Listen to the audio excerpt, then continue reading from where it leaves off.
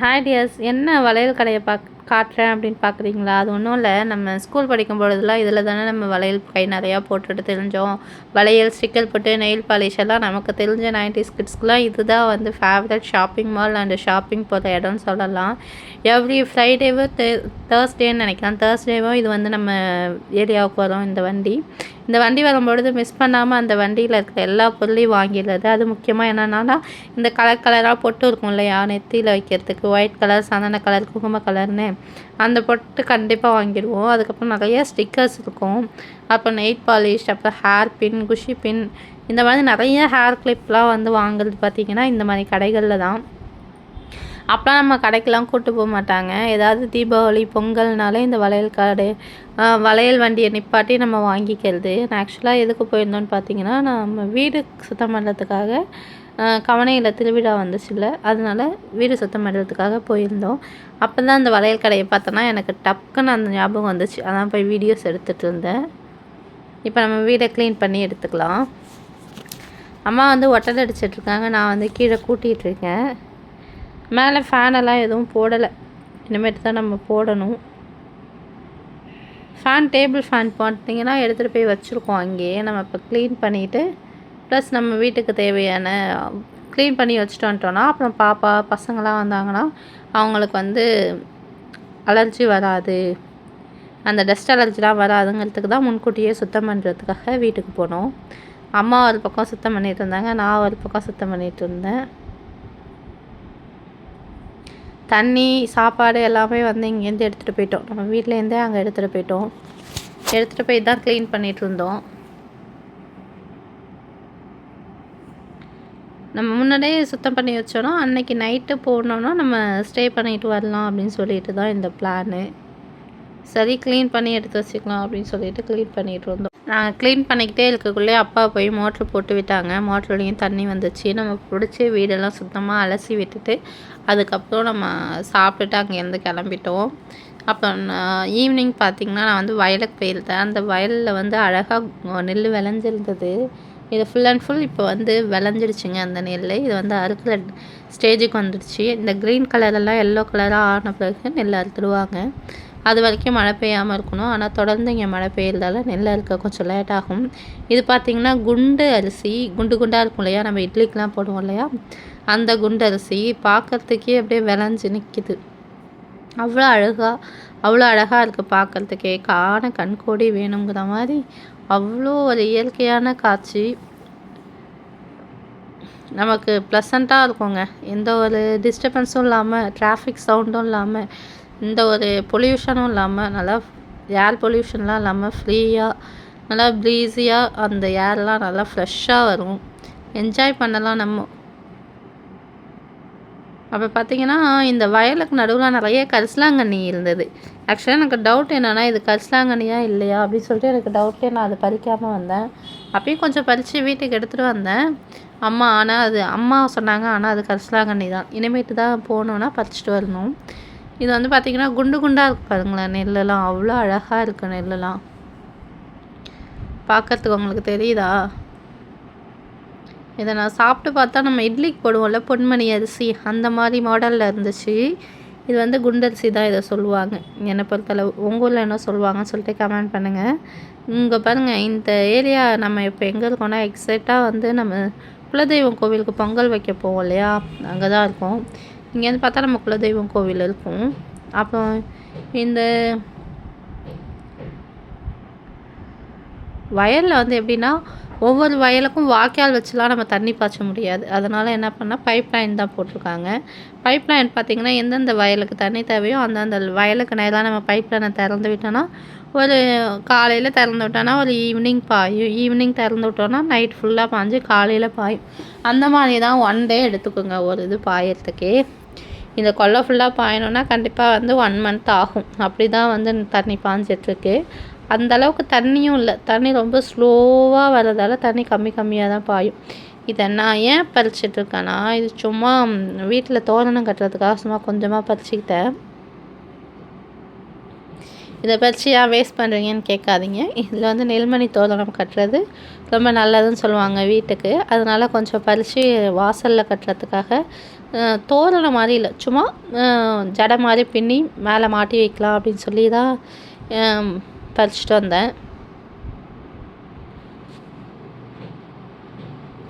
அழகாக இருக்கும் இல்லையா பார்க்குறதுக்கு.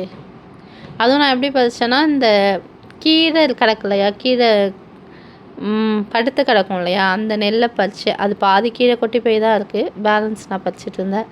அதுக்கே இதை பார்த்தா திட்டுவாங்க பாப்பா, ஏன் இதெல்லாம் பறிச்சிங்க அப்படின்னு சொல்லி. எப்படி நெல்லாம் படுத்துக்குச்சு பாருங்கள். விளைஞ்சி முடிச்சு வெயிட் தாங்காமல் சாஞ்சிடுச்சு. வெயிட்டாக இருக்குது கதிரெலாம். அந்த கதிரோடைய வெயிட் தாங்க முடியாமல் அது வந்து படுத்துருச்சு. 2 சைடும் வந்து பார்த்திங்கன்னா வயல் தான், நடுவில் வரப்பு போகுது. இதில் வந்து ஏதாவது இருந்தால் கூட தெரியாது, பாம்பு பூச்சி பல்லி இதெல்லாம் இருந்தால் கூட தெரியாது. அப்பா என்ன பண்ணாங்கன்னா, முன்னாடி குச்சி வச்சு தட்டிக்கிட்டே போனாங்க, பின்னாடி நான் வந்து நடந்து போயிட்டு இருந்தேன். இதோ பாருங்க, இது எல்லாமே நெல் தான். நெல்லுக்கு மேலே களை தான் வளர்ந்துருக்கு, களை ஃபுல் அண்ட் ஃபுல் வளர்ந்துருக்கு, பில்லு தான் அதிகமாக இருக்குது. இதோ பாருங்க, அப்பா குச்சி வச்சு தட்டிட்டு முன்னாடி போயிட்டுருக்காங்க, நான் அந்த பின்னாடி நடந்து வந்துட்டு இருந்தேன்.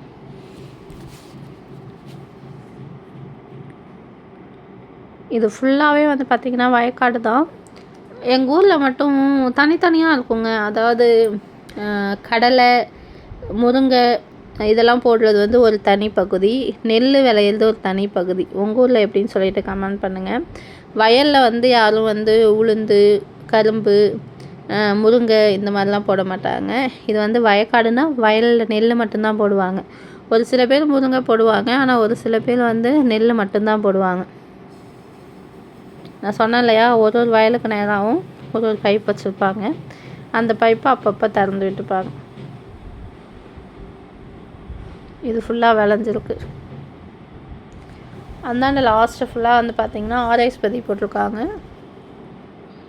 இதை சுற்றி வந்து வெறும் காடு தாங்க, ஒரு காக்கா கூட இருக்காது இந்த பிளேஸில். தனியாலாம் போகக்கூடாது, யாராவது ஒரு 2-3 பேரை வச்சுட்டு தான் போகணும், 2-3 பேர் கூப்பிட்டுட்டு தான் போகணும், தனியாக போகவே கூடாது. அவ்வளோ காடு, சுற்றியும் காடு. ப்ளஸ் பக்கத்தில் வந்து ரயில்வே ட்ராக் பக்கத்தில் மெயின் ரோடு. ஆனால் அந்த மெயின் ரோட்லேருந்து நம்ம உள்ளே நடந்து போகிறதுக்கு கொஞ்சம் தூரம் காடாகவே இருக்கும்.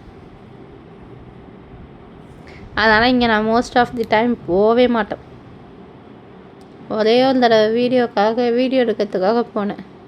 ஆனால் அங்கே போனதுக்கப்புறம் தான் இன்னுமேட்டு இந்த பக்கம் தலை வச்சு கூட படுக்கக்கூடாதுன்னு முடிவு பண்ணிட்டு வந்தேன். அவ்வளோ காடு இருக்குது சுற்றி. இந்த கொல்லை சென்டரில் இருக்குது, இதுக்குள்ளே போயிட்டு வர்றது அவ்வளோ சாமானியம் கிடையாது.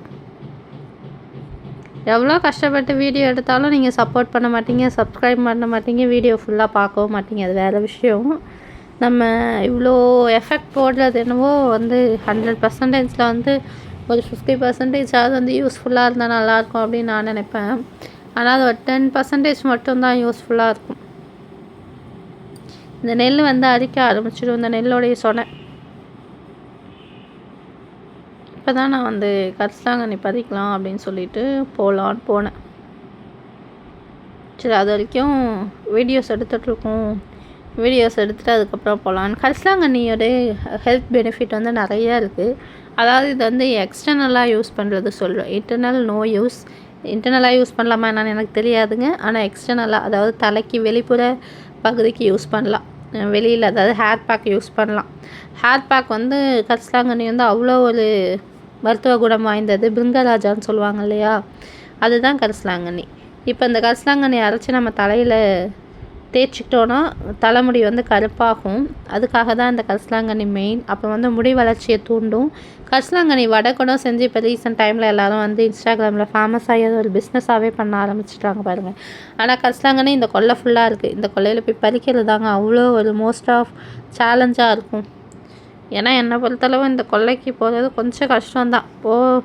ஜென்ஸ் தான் போகலாம், ladies not allowed for this area அப்படிங்கிற மாதிரி இருக்கும். இந்த ஏரியா பார்த்தாலே உங்களுக்கு தெரியும், வீடியோஸ்லேருந்து கண்ணுக்கு எட்டின தூரம் வரைக்கும் ஒரு காக்கா கூட கிடையாது. இந்த கரிசலாங்கண்ணியை நம்ம பறித்து நல்லா அரைச்சி ரவுண்டாக தட்டி வெயிலில் காய வச்சு நம்ம தேங்காய் எண்ணெயில் போட்டு தடவுனோன்னா ஹேருக்கு அவ்வளோ நல்லது. கரிசலாங்கண்ணியை பற்றி உங்களுக்கு தெரியாத விஷயங்களாக இருக்குது, நான் சொல்லியே தெரிய வேணும்னு அவசியம் இல்லை. உங்களுக்கு தெரிஞ்ச விஷயங்களை கமெண்ட்டில் ஷேர் பண்ணுங்கள். இது வரைக்கும் லில்லி ஃப்ளவர் சப்ஸ்கிரைப் பண்ணாமல் பார்த்துட்டு இருந்தீங்கன்னா சப்ஸ்கிரைப் பண்ணிக்கோங்க. அப்படியே பக்கத்தில் இருக்க பெல் ஐக்கானை கிளிக் பண்ணி ஆல் கொடுத்துக்கோங்க. அப்போ தான் நான் போடுற வீடியோ இன்ஸ்டன்ட் நோட்டிஃபிகேஷனாக வரும். நெக்ஸ்ட்டு வந்து இதெல்லாம் கொலுசாங்க. எத்தனை நாளாக எனக்கு தெரியாமல் போச்சு. இதெல்லாம் கொலுசா, நான் கை செயின்னே நினச்சிக்கிட்டேன். கை செயின்னு நினச்சிட்டு அவங்கக்கிட்ட கேட்டேன்னா, இல்லைங்க இதெல்லாம் கொலுசு அப்படின்னு சொல்கிறாங்க. எனக்கே வந்து பா அப்படிங்கிற ஒரு மூமெண்ட் ஆகிடுச்சு. ஏன்னு வச்சுக்கோங்களேன், இந்த மாதிரி கொலுசெல்லாம் நான் பார்த்ததே இல்லை. இந்த மாதிரி மெல்லிசான இதெல்லாம் நம்ம வந்து கை செயினாக தான் யூஸ் பண்ணிகிட்டு இருந்தோம். இப்போ கொலுசாக வந்துருச்சு போல். இதை கேட்டிங்கன்னா விலை ஷாக் ஆகிடுவீங்க. இதுவே 3500, 4000, 5000ங்கிறாங்க.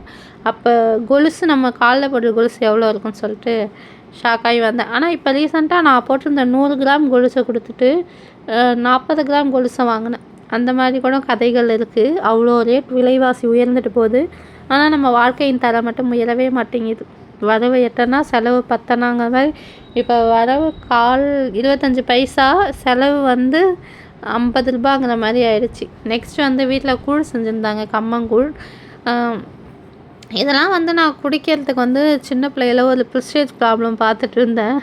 ஆனால் ஏஜ் ஆக ஆக தான் தெரியுது, இதெல்லாம் இல்லைன்னா நம்மளால் உயிர் வாழ முடியாது.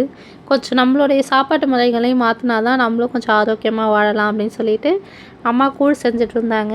அதில் வந்து ஒரு கிளாஸ் குடிச்சு தான் பார்க்குமே அப்படின்னு சொல்லிட்டு வந்தேன். சைட் டிஷ் பார்த்திங்கன்னா மோர் மிளகா, புளி மிளகா, மாங்காய் ஊறுகாய், அப்புறம் என்ன வச்சுருந்தேன், உருளைக்கிழங்கு, பாப்பாவுக்கு செஞ்ச உருளைக்கிழங்கு வச்சுருந்தேன். நீங்களாம் கூழ் சாப்பிடுவீங்களான்னு கமெண்ட் செக்ஷனில் கமெண்ட் பண்ணுங்கள். பாய்.